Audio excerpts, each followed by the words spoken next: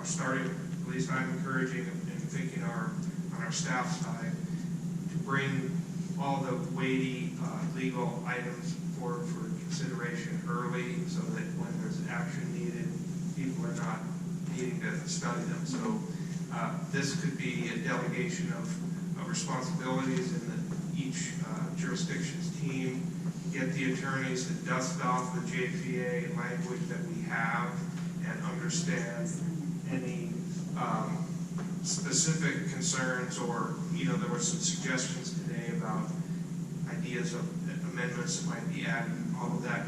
It seems like we need to get that going, maybe even in parallel with this, but at least for our next meeting, the phasing, and then potentially, if agreed, focus on that legal question and give our finance people time to analyze these phasing scenarios and come back in a 2-week kind of time frame or so. I'm seeing a nod, possibly, maybe. But we have some stuff that we can draw from, right?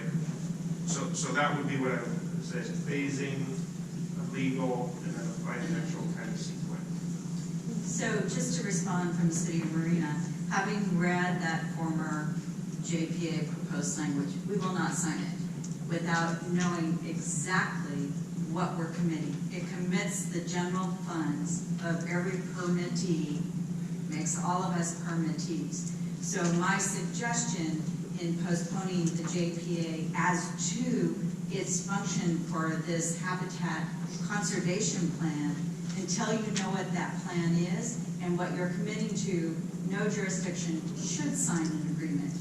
If you want to have an agreement that there's a JPA created for the function of going forward to meet the habitat management responsibilities of FORA, and that it's going to be the acceptor of litigation, and that you can opt out, any jurisdiction can opt out at any time, that's a different type of JPA.